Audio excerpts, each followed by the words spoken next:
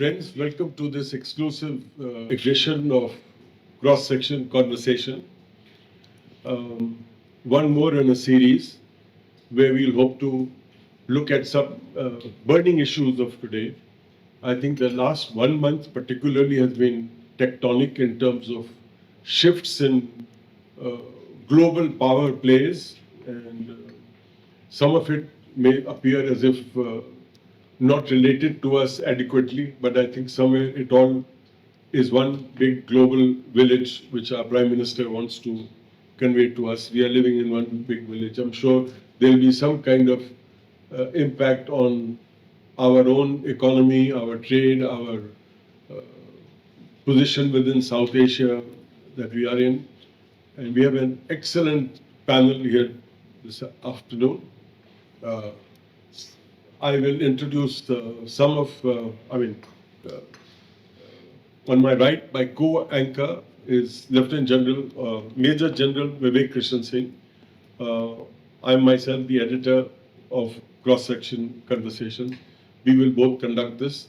And Teddy, would you start by introducing some of the panelists, and or should I introduce? You can do that. We have divided the civies and the forces. so I'll start with Iqbal Malhotra sitting right across. Iqbal is a journalist, author, best-selling novels, expert on Pakistan affairs, Afghanistan affairs. He's a filmmaker, documentary maker. Over the years, he's excelled in a lot of creative writing as well, and a dear friend. Kamal Malhotra is also a dear friend, actually, all are dear friends. Kamal is former United Nations representative in countries like Turkey, Vietnam, Malaysia, writes extensively on international relations,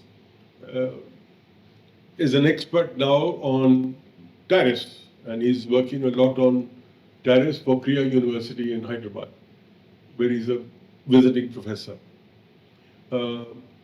Ambassador Ajay Bisaria, 3 countries which Kamal was talking to me earlier in the evening, and Kamal has and Ajay has a direct relation to all 3. He was ambassador to Pakistan, ambassador to Canada, and also ambassador to Poland.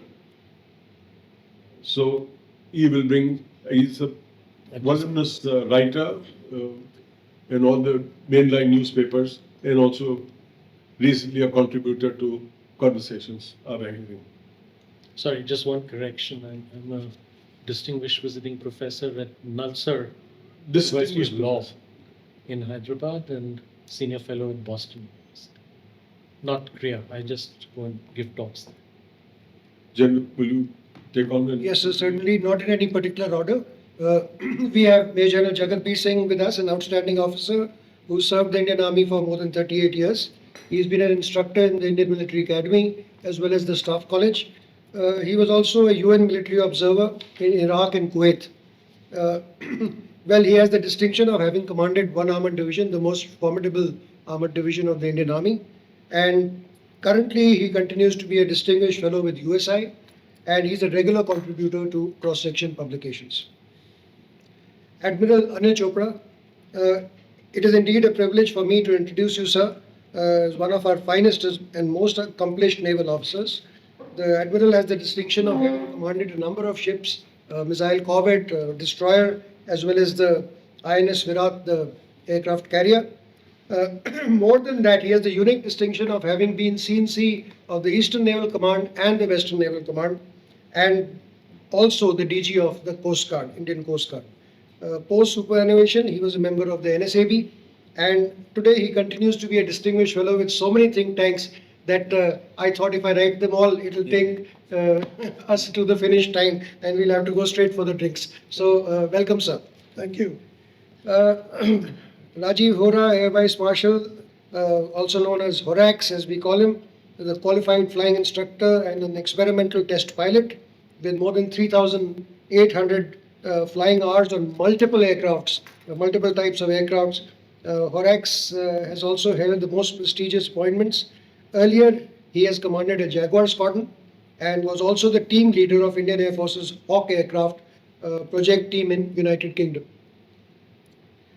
General Ashok Bhim Shivane, the general was commissioned to the prestigious 7th Light Cavalry. A brilliant career spanning 4 decades saw the general tenanting the most coveted appointments. He commanded a strike corps and was the Director General Mechanized Forces. Post superannuation, the general was a consultant to the OFB, and he continues to remain very active, reading, writing, and delivering talks. General regularly contributes to cross-section publications too.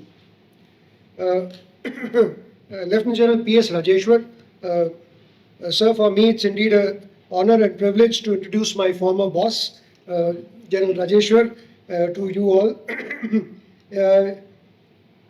His introduction has to start with the fact that he is a thorough gentleman and one really enjoyed time working with him. In addition, he's a gunner who commanded a medium regiment during Op Parakram and a brigade on the line of control. Now you see the diverse, Op Parakram, line of control, and then he commanded a CI force in Jammu and Kashmir, came back to the desert as a corps commander. He was then the chief of the Integrated Defence Staff, chairman to the Chief of Staff Committee, and the CNC Andaman and Nicobar command. He was also the previous Director General of CLAWS. My friend Air Marshal Sanjeev Kapoor, the Air Marshal Dr. Sanjeev Kapoor is a pilot with more than 8,000 hours of flying experience. He has been a flying instructor and a pioneer in aerial refueling in the Air Force, which Mr. Berry was also referring to. He has commanded an air-to-air refueling squadron and has the privilege of being the commandant of the Air Force Academy and the National Defence Academy. An avid writer, speaker, you see him often on the television too, and he is also a regular contributor here to this magazine. Well, as far as I'm concerned, I can say that I had the privilege of commanding a Strategic Forces Brigade division in the desert, and last I was you can say the Chief Operations Officer of Headquarters Southern Command, the largest command of the Indian Army, and I too am a distinguished fellow with the USI. So with that, gentlemen, what we had thought, Mr. Berry and I, is that we are 11 of us, and if we just even take for one little bit 2 minutes each, so that is 22 minutes gone, and so we'll have to keep it somewhere around 1.5 2 minutes of, and what I'll do is that I'll just make some little sound in case we are going, because he told me that I cannot do it, you have to stop and pass it on to the next one.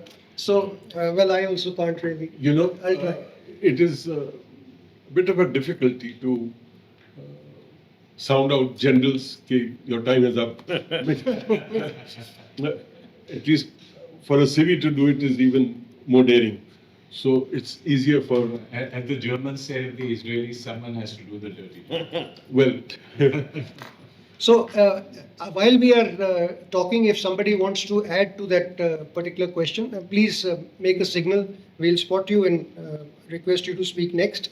And to start with, what we'll do is that we'll cut Op Sindoor short, as has been the recommendation. But just 1 or 2, maximum 3 direct questions. And if you don't feel like answering them, well, we can let it pass. The build-up towards the Pahalgam incident and thereafter Op Sindoor. The question is that did we walk into an ambush? Was it completely predictable? What we had to do and what he had to do? And if this same situation pans out, because the Prime Minister has clearly said that we are in a state of war, this war is not over. All right, and if that be the case, how will we really pan this out in case it happens again? So basically, like I said, did we walk into an ambush? And sir, since you had said, I'll request you to give us a few words on this. Yeah, I think there is a problem of Kashmir and there's a problem in Kashmir, and both of them have to be tackled. The problem in Kashmir in terms of radicalization, in terms of such incidents taking place, and intelligence which needs to be in the internal security domain hyped up. That is the problem. But problem of Kashmir, we have to look from the lenses of Pakistan. More often than not, our issue is that we look at Pakistan and China from the Indian lenses. And that's where I think we tend to go wrong. But having said that, Terry, I want to highlight one issue. And that issue is at the strategic level, and that is Sindoor is one event of lower end of spectrum, though high intensity. So we have to look at the larger threats that are manifesting, the elephant in the room, and build in our capabilities for that, not just Sindhu. So, short and tall of it, you said 1.5 minutes, I think I'm reaching that. Short and tall of it is be a long distance runner, be prepared for the sprint. Anybody else? Ajay, would you like to respond? How we are No. viewing Pakistan and But my question was more to do with, did we walk into something? Yeah. So my answer would be no, we didn't walk into a trap. You could argue that there were some signals that this could possibly happen. But I would say that this was not a clear pattern and it could not have been clearly predicted that something like Pahalgam would happen. It was important because the army chief wanted to establish his position and he wanted to do this so that he could rally the country around the flag at a time when he was beleaguered internally. You know, in retrospect, that seems to be the best fit theory. On whether we walked into a trap, I think we did what we had to. We had to re-establish the deterrence we had established in Balakot 6 years earlier. And it was inevitable that we should have gone and had an operation that was even more severe than Balakot. And hopefully with that, we've re-established deterrence as well as increased the cost to the Pakistan army for the next time it does. So I would argue that we have succeeded in the objective of both establishing some kind of deterrence and increasing cost and, of course, as a punitive strike against the terrorists. Iqbal? The general earlier mentioned the elephant in the room. I would like to say that around the 10th or 12th of April, the CEO of Apple, Tim Cook, announced that Apple was going to shift the manufacturing of about 54 million iPhones meant for the US market from China to India. That was considered to be a very big threat to the Chinese economy. And the ambush, in my mind, and my understanding, was set by the Chinese. And they drew us into that fight because they wanted to portray India as a country that was unstable, could face a nuclear war at any given point of time, and dissuade investors. And apart from Apple, there were 4 other major US corporations who were planning to relocate manufacturing to India. Now, whether or not they were successful in doing this, the Chinese, the jury is still out on that. But I would say, yes, it was definitely an ambush. Okay. So, in that case, I mean, actually, we've answered more than one question in this. But to do with Sindoor, I will just say my last bit. Well, if you followed the press briefing and the DGMO briefing post Sindoor, there is a narrative which comes out. And that narrative repeatedly talks about certain aspects. One of them is India is a very responsible nation. All strikes are non-escalatory. No civilian or military target has been targeted. Only terrorist sites have been taken down. Gentlemen, to me,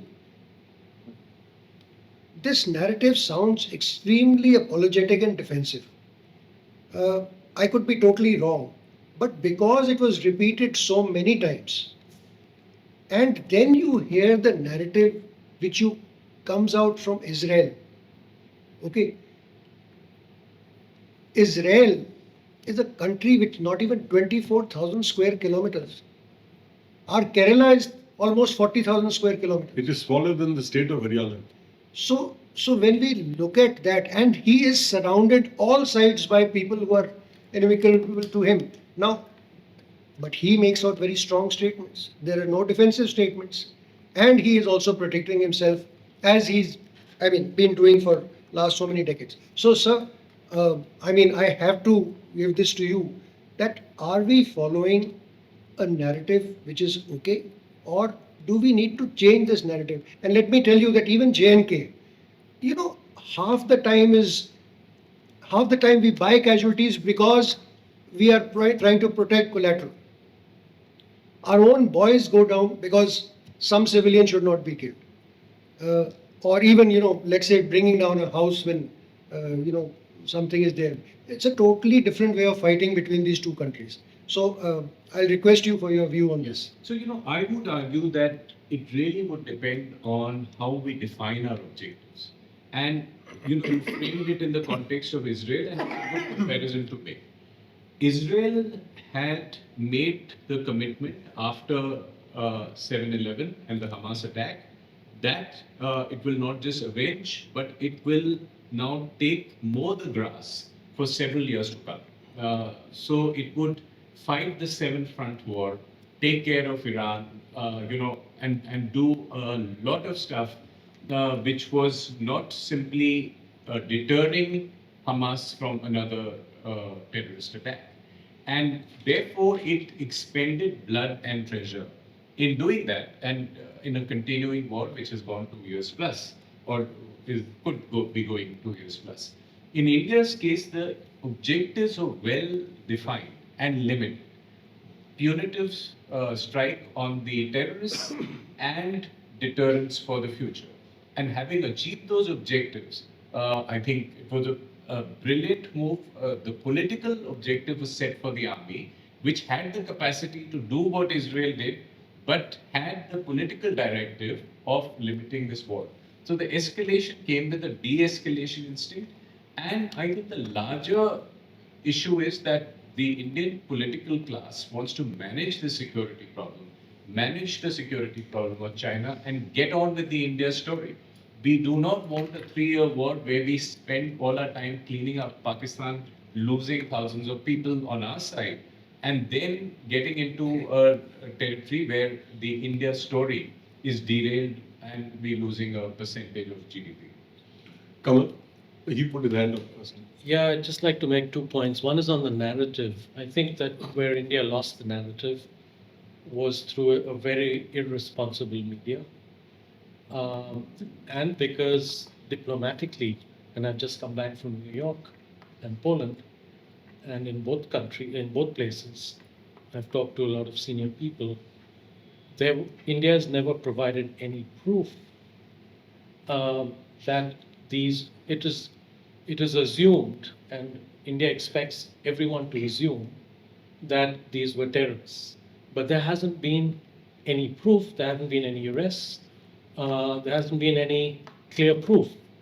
And for India to assume that the whole world will just believe that because it happened before, it can happen again, and you don't have to give proof. You talked about a proxy, but there was no arrests, and then you send out these so-called bipartisan delegations, but each one of them was questioned on the proof, and it was far from convincing. So a lot of taxpayer money was spent on sending out delegations who really didn't change too many opinions. And I think the comparison with Israel is odious. It is a genocidal state. It is a state that has broken every international law. It has a prime minister who has been indicted by the International Criminal Court. He is a war criminal. So for India to be comparing itself... No, only the narrative. Wanting to be comparing itself with Israel as a former UN official and as having just come back from the UN in New York, literally a week ago I was there talking to many permanent representatives. I think that's a really bad comparison. Iqbal? About the narrative, I would like to argue that like Iran has a forward line of defense, which is the Hamas, Hezbollah, and the Houthis, Pakistan's forward line of defense is the Jaish-e-Mohammed, Lashkar-e-Taiba, etc., etc. There are no terrorist camps, terrorist camps inside Pakistan, and there are no non-state actors. They're all state actors. And the proof of this is that when the camps were attacked on the night of 6th, 7th May by the IAF, the Pakistan Air Force immediately engaged. And why would the Pakistan Air Force engage if they had already been warned that, look, we're only attacking terrorist camps? You are not attacking terrorist camps, you are attacking state infrastructure. You are attacking state assets. And these state assets are recognized in a chain of command that goes all the way up to the PLA. They're interoperable and they're integrated, and they are part of the forward phalanx of the Pakistan army. That's the point I want to make. Sir, actually, Rajesh, you had said before. Then Yeah, so, first thing is, I think what we have done is we have exhibited our resolve of it. That is a big yes.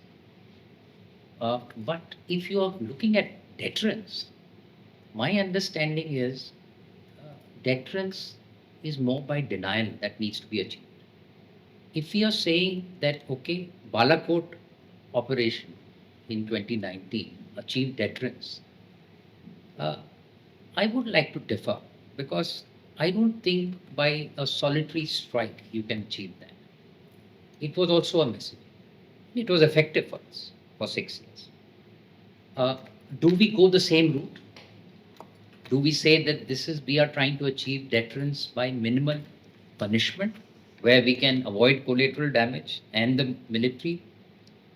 In the escalation ladder, to my understanding, it is not very easy because it is two-sided. There are two sides to the escalation ladder. It is not very simplistic, and it can go out of control.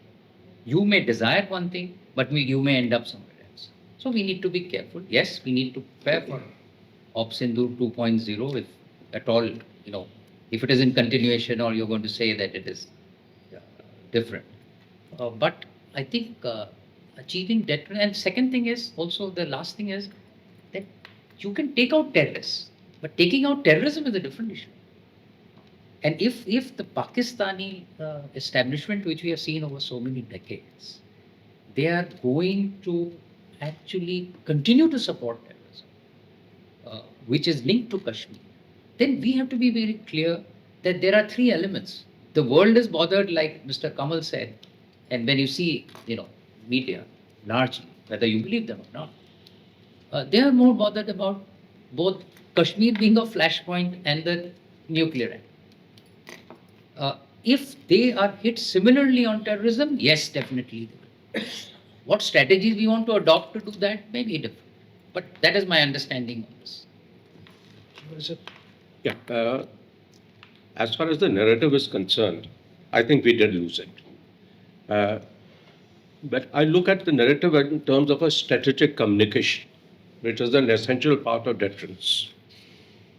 Capability, credibility of the political will, and strategic communication. Strategic communication, we've been losing it. Why? Because strategic communication is not an afterthought. Strategic communication comes before the event, during the event, and post-event. And look at the voices. Extremely well conducted press briefings, I won't say by tri-service representatives, DGMO. But we are talking of strategic communication at the strategic level. You saw the briefing. I'm not trying to equate the Middle East, but see the briefing of Secretary of State and there the Chief of Combined Services staff there briefing. Why can't we have, for example, the CDS and the Defense Secretary or the Raksha Mantri today talking of the event at the strategic level? They will be heard and they'll talk of the strategic level. Therefore, we need to look within. Is there a need of a Director General Strategic Communication under the CDS as a one-point voice rather than three services speaking and talking of, cohesion during conduct of operation? The voice also must be cohesive. That is as far as strategic communication is concerned. As far as the escalated ladder is concerned, I think it was very well controlled, dominated, without a strategic overstate. And we learned a lot during this control and domination of the escalated ladder, and at each stage coming up with the conflict termination point. But what we learned was there are sub-steps in each ladder. And that is not only military. It is political, it is economic, it is diplomatic. So we learned a holistic model of this ladder. To my mind, I've been able to work out 13 steps of this ladder, 8 which we climbed and 5 which we didn't. But we today need to, I wouldn't say that, I wouldn't compare it with Israel at all, 2 different models, 2 different operational environment, 2 different compulsions. But what I would like to end by saying is, I think the manner in which we upscaled and dominated the escalated ladder was extremely well done as a cohesive approach by the nation. Okay, sir. There's Jagat, please. There's no doubt, sir, what you said is absolutely correct. Escalatory ladder and all, but my issue is again about the same thing what sir raised is the strategic communication, what you had talked about. And here, different to Balakot, we had the images to show the images, whereas in Balakot we couldn't provide them. So this was a plus point. But what I felt, and that's what I may be wrong, that our entire communication was targeted towards a domestic audience, whereas Pakistan went one step ahead and they started, having articles pro-Pakistanis writing in international journals, pro-Pakistanis writing in international papers, and they had people who are speaking their language in the international, media. So I mean that was one difference. And the other issue that not talked about it, but it's concerning, is that the CDS chose to go to Singapore and then talk about our losses over there. Whereas if this had been covered in that DGMO type briefing, or if it had been raised to the CDS level in India, maybe it would have gone down in a different manner. So I don't know what you have to say about that, because that took everybody by surprise. So I don't know, sir, what is your opinion on that, sir? Yes, sir. So, sorry, you go ahead. So, I think it's an important enough issue, and since we are talking, magazine and of the media and the information domain, the strategic communication issue is an important one, which I think should be really debated very well. And in my view, the battle was fought in 3 domains: military, diplomatic, information. Military, unqualified success. We all seem to agree on that. Diplomatic, I would argue, quite successful because we weren't condemned for attacking a sovereign country without evidence, for instance. Our right to respond to terrorism was acknowledged by the world, even though they did not criticize Pakistan by name. On the information domain, again, I think this is where we have to go back to the drawing board. We did better, as you said, than in 2019, where we did not issue even a tweet about our attack, and it came from the Pakistani ISPR a few hours after we had attacked. But I think it is important to keep all 3 audiences in mind, what we are communicating to the adversary, Pakistan, what we are communicating to the world, and what we are communicating to our domestic audience. And very briefly, we can get into details. I would recommend that we should have had a whole team working on just the strategic communication, as you said, before, during, and after. And that team would not be the team that was fighting the war, because the CDS told us recently that, look, my job is to create facts on the ground, not to be communicating those facts real time. And that's the point. People who are fighting the war should not be expected to be going out there and clarifying until the war is over. It is really the job of another team which should be doing. Absolutely. There is no doubt in Can I that. ask a question? I want to ask a question that does this panel feel that deterrence has been re-established after this operation? Sorry? Deterrence been re-established. Yeah, has it been re-established? Okay, what I'll do is that when I sum this up, I will make a mention of it. But before that, I think Admiral wanted to say something. Yeah. I'm surprised at the amount of time we're talking about narrative and winning the narrative. If Sindoor has shown anything, it shows that our conventional edge over Pakistan, especially China and Pakistan, is not very much.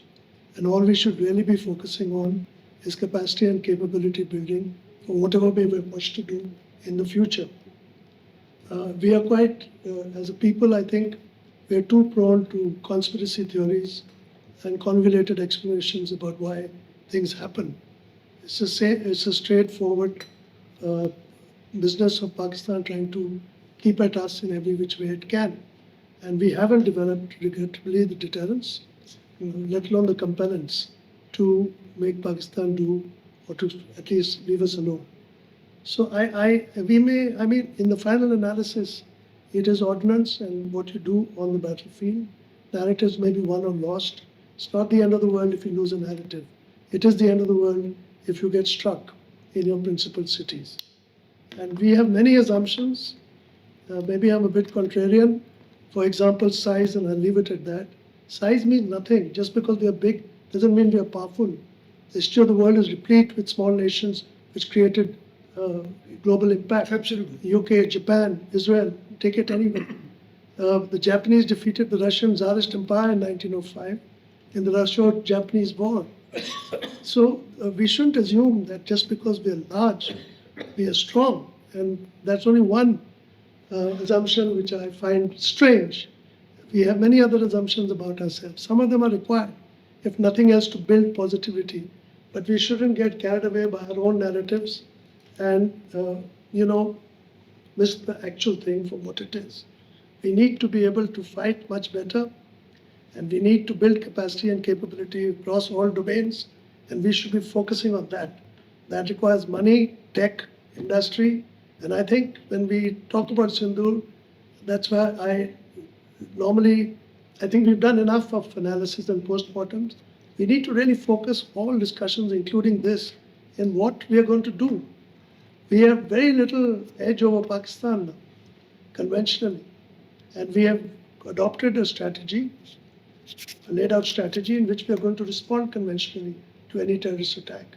This needs discussion. Right, thank you, sir. Sir, I just, should I Yeah, close or you, on the same point? I want to generally agree with what the Admiral has just said and just make one additional point, which is that if you look at the size differential and the defense budget differential and the outcome, at least to someone like me, it can even be argued that India did not win, given its huge size, its multiples in terms of defense budget.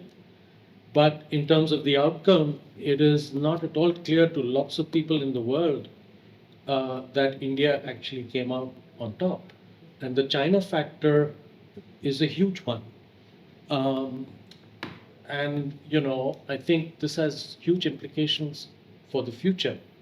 And I don't believe we can claim that deterrence was achieved. So, with that, I would say, Iqbal, Would you like to let the general answer that also? yes, yes. No, so I also believe, I don't think with one odd strike, I mean, you can fight well, but one odd strike like this for 3-4 days, you have achieved deterrence. That is not my understanding of deterrence anyway, right? And against terrorism, actually world over there's been a challenge to establish deterrence itself. So more people are relying on deterrence by denial. That make sure these things don't happen on your soil, prevent terrorist acts. Dealing with terrorism is totally different.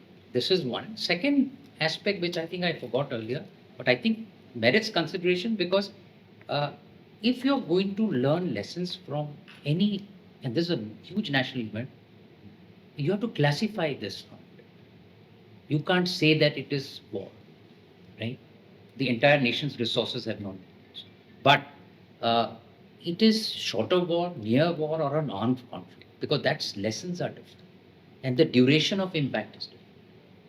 And therefore, I feel that classification is also important when we actually extrapolate and say that now we have achieved this. And that, and it's fashionable to, of course, say mowing the grass, look sounds good. But is it in our interest to look, especially when we have two adversaries? So that you have to make sure, especially when you look at what the Admiral also said, that we need to build up for the bigger rival and not get distracted at times, although you can achieve what you can achieve. So I think deterrence is, you have to qualify it and what you want. By punishment, my understanding is no, really, not really. Okay, sir, what I'll do is that I'll close this here. But Iqbal, your question was answered by Mr. Malhotra on your left and both the CNCs on your right. And I would like to say this, that there is a purpose why I put these 2 points of ambush and narrative in these just 2 questions that I had, right? And it was to bring out exactly this, that look, we thought that we are much better, much stronger, much more prepared. We were taken by surprise to quite an extent. And that comes from the fact of 2-3 things. First is collusivity. Earlier it was only China and Pakistan. I believe there's a lot of collusivity with Turkey also. And in my own sources, I believe that even the operators and some of the weapon systems were from these countries. Okay, we can't prove it, but point is that they were manning them. And if the rhetoric of being overpowerful vis-a-vis Pakistan is concerned is shaken to some extent, I think the writing is on the wall to build up our capability. And that is what we should be doing. That capability, sir, includes the diplomatic information and everything else that comes with it. Now, we have come to be slightly knee-jerk in our systems to make ourselves more capable.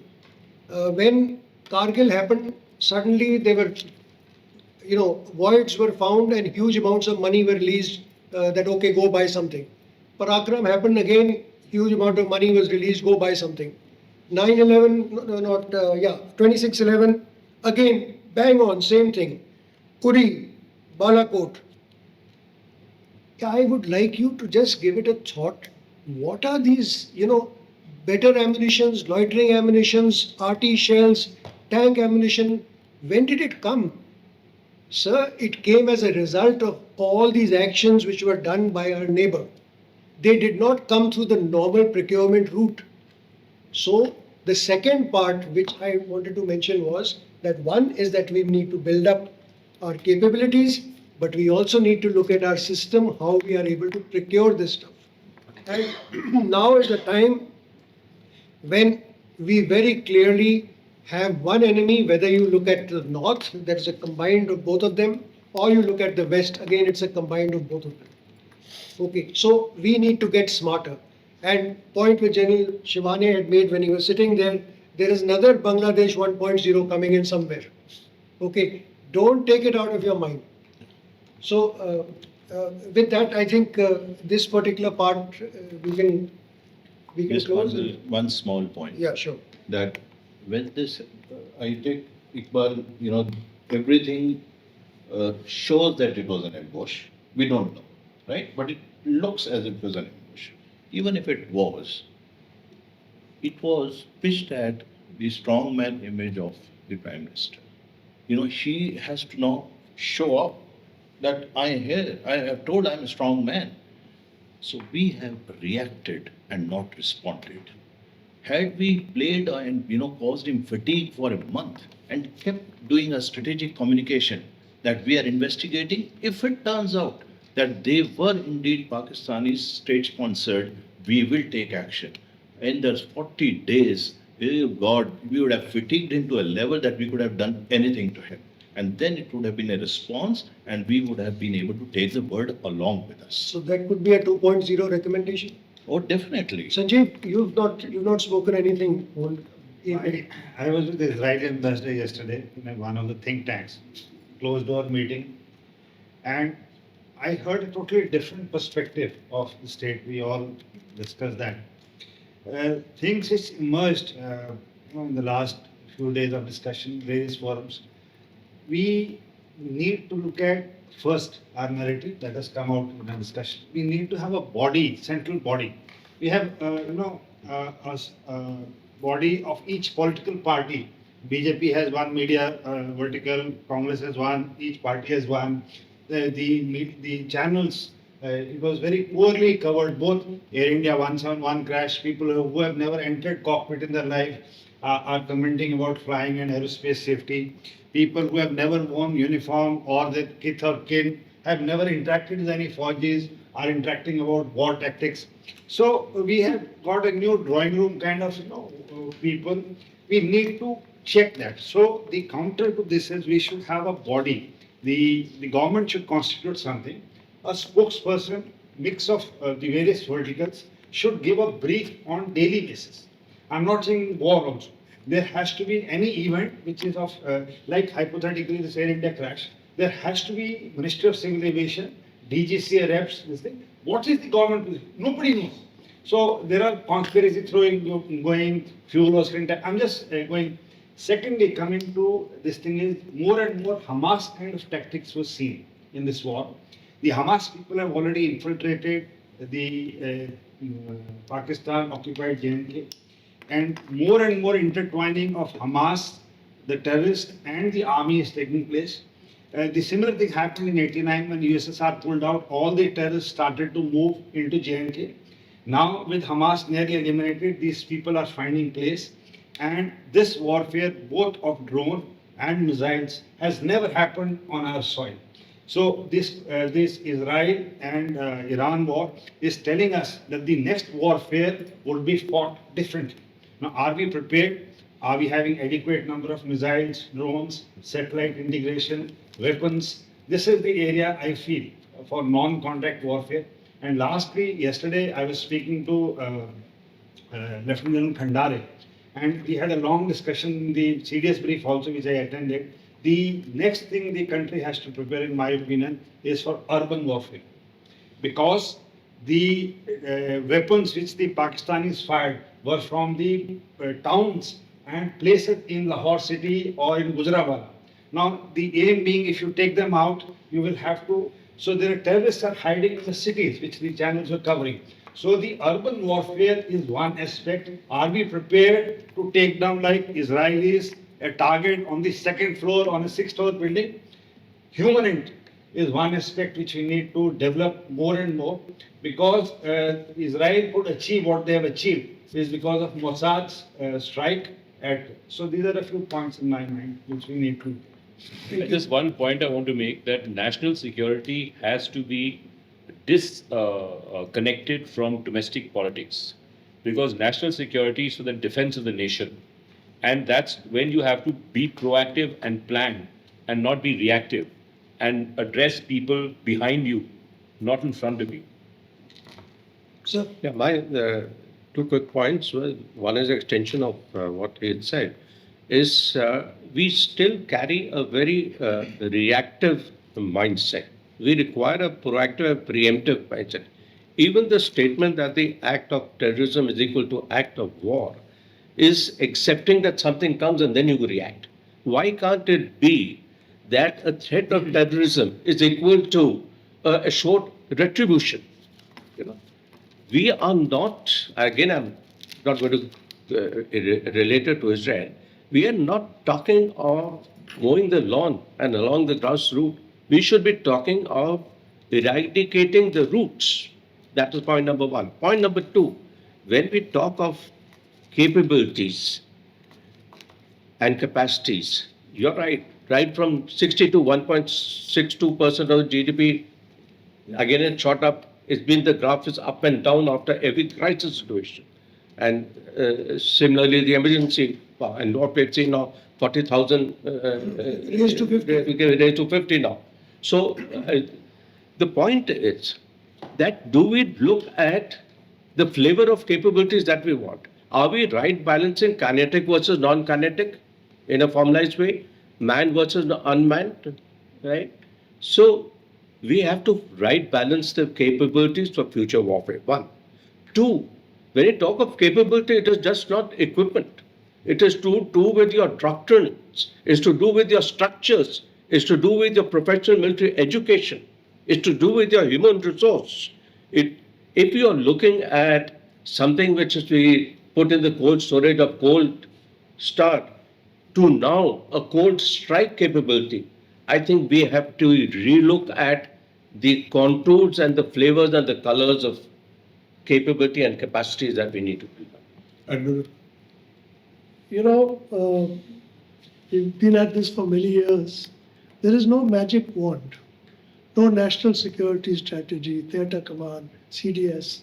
All people are under the impression that there will be something which will sort this all out. Let's just for once can we focus that we need better weapons, better equipment. For that we need money, we need tech, we need people to make that industry, and we need a smart acquisition procedure. 25 years ago, when the Kargil committee, KRC and the group of ministers were there, I was on the secretariat. And the same things that we are discussing today, quite frankly, were discussed at great length. We haven't progressed. And in my opinion, in my humble opinion, it's because we keep talking about these grandiose things and we don't look at the nitty-gritty of how we can induct more and better weaponry into all three armed forces. First of all, that requires money. I think it can be openly said, and it should be said in every such conversation, that our defense budget is inadequate to meet the threat of what we talked about. It's inadequate, but we've been saying it's inadequate for 35 years. And we, after this is over and we have our tea and coffee, nothing changes. So I think the political will and understanding about how this funding has to be done, and we've talked about that also. And I think what we're doing is slowly trying to focus the political leadership on this issue of funding. The second thing, if I may say, is tech. We keep talking about DRDO, even private sector, or this or that, but nobody in the country, public or private, has the technology which only two people seem to have today. That's the United States and to some degree China. Where are we going to get that tech? That is the question. Where are we going to get it? Are we going to go back and get it from DRDO or suddenly from Tata? It's not. To make your defense industrial base greater, you have to get your tech from outside to start with. And Atmanirbharta is great, but it can't be autarky. You have to get inputs to be able to bring your defense industrial base to a level where it can produce its own technology. Money, tech. Third is industry. Much of our public sector, we've all discussed about HAL ad nauseum or other such public sector undertakings, but even in the private sector, our companies don't have the ability to absorb the absolute fine machine engineering which is required to make some of today's weaponry. And last but not least, as I was mentioned, our acquisition procedures. I've sat for 3 years on the Defense Acquisition Council as DG Coast Guard. And what I learnt, I cannot repeat in front of camera. But the only thing I can say is that the movement to streamline acquisition is far too slow. There is too much vested interest, too much fear in the system. There is too much, everything that happens is by collegial decision making. At no point in the acquisition system is a single man making a decision.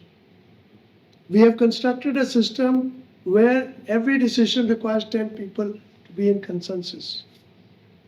Sorry for taking it longer, but I've been at this for about 30 years and maybe some of it is normal frustrations.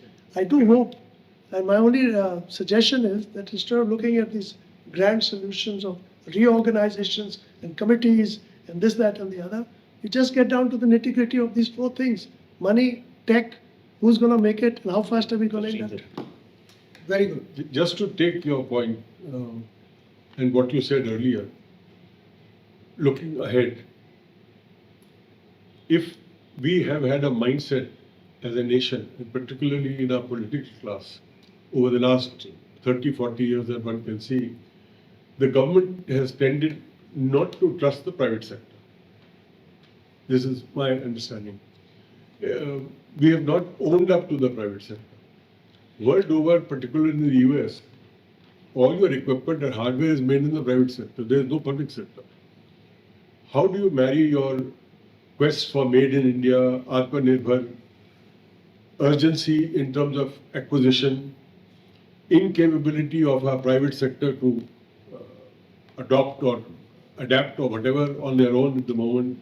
Some kind of a interplay will have to happen and fast, which kind of takes into account your longer cherished dream of made in India, your immediacy, your immediate need to empower, where you are saying that we are already feeling marginalized in terms of our neighbors in our recent tests.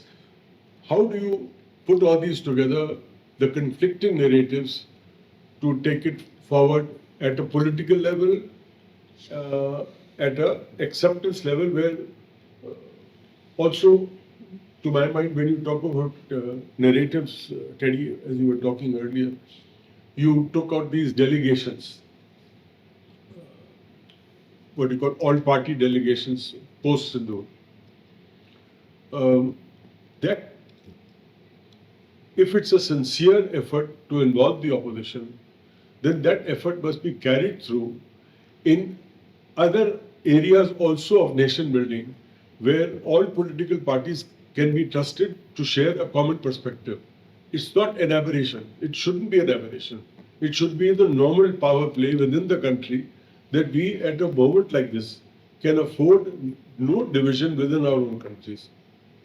And we need to carry the opposition with you. So you need to carry the opposition, you need made in India, you need immediacy of acquisition, you need, Europe has already decided, many of those countries, Canada, to raise their defense spending to 5% of GDP. NATO. Huh? NATO. Naveen, the point is, So now, you when just said that this government and earlier governments do not trust the private sector. Now, I'll argue that in 2016, HAL was dropped in the Rafale deal, and Anil Ambani was brought into the game, right? So the private sector began to make its inroads since 2016. Now, when this MRFA tender had come out in 2008, and we are in 2025, 17 years, you were supposed to have got 126 aircraft. You only got 36 aircraft. And you didn't even get any other compensatory aircraft or compensatory systems. So the bureaucrat is unwilling to accept the private sector. He's unwilling to listen to the armed forces. He's entrenched in his own mindset and with his own training. So how are you going to change that? I think this is, your question is very pertinent, and you should have a conversation only around the induction of private sector into our defense industrial base. But suffice it to say that there's enormous vested interest which does not allow the private sector in, because the efficiencies of the private sector are on a different scale. See, they have no idea. We are talking about, say, communication, example. So we say we need 2G. By the time the file comes out, it becomes 3G. So they say, no, you had asked for 2G. So we said, no, we need 3G. Well, no, you'll have to route again. By the time 4G comes. So what he's saying is technology is going It is faster than your people acquisition. who are sitting at top have absolutely no idea. Civil aviation Or ministry. maybe they have a good idea and they're doing it part of the Second game. is, they are more concerned about procedures, that nothing should come onto their, this thing in this tenure, leave aside the results. So until the procedural aspects are given more priority than the outcomes, I will continue. Well said, Sanjay. But there's another aspect to it. Private sector now going to do it out of patriotism. The private sector delivers. In the United States, there's no public sector company. Everything is in the private sector. But the private sector will bite if it sees profit, because it has to answer to many of its shareholders and stakeholders. You're not going to get a company who will say, I will go into petrol loss because I'm setting up this great chain for producing tanks or something else. Orders. And then we need orders. Confirmed orders. And we have a procedure which you can't even reorder. Do you know, if you were to spend your own money as a private company and get an order finally after many years, the procedure says that I cannot reorder you, even if you are the best guy and even if I'm happily satisfied with you. So procedural things are not actually bizarre. And we should talk about this the way they are bizarre. They don't make sense. But the private sector's interest and the national interest must find convergence. Yes, of course. So for example, the interest of Boeing or Northrop Grumman or Raytheon, their interest, commercial interest, is convergence with the United States interest. And you have to get used to the fact of the real world. They're not going to come in just because you want to make them come in. Before So we need to talk the this through. Second World War, they started the private sector manufacturing defense. They have also taken 70, 80 years to reach this level. 3 private companies are competing in US to produce 6th generation fighter. 3 private companies. So this is the level they have reached here. We have not have any, competitor to HAL in that regard. And HAL has not been able to improve on their production of LCA basics from 3 lines to 5 lines in last many years. So we need to have an overall look in the basics to get some results. So I think these points have been well made, and I think we should move on to some Next of the point. most important questions which Naveen had. But I think since we are on camera, this has all been recorded, and I think very, very relevant and important points have come out. You see, one narrative has changed. That narrative, what I heard for 30 years was, there will be no war, and if there is a war, we'll handle it diplomatically. These incidents across the world have shown war can happen anytime. What kind of war, what scale can differ, but it can happen anytime. So we cannot let our guard down, we have to be prepared. I think that also well recorded, sir. Yeah. You can. No, I think you put it very succinctly, Terry.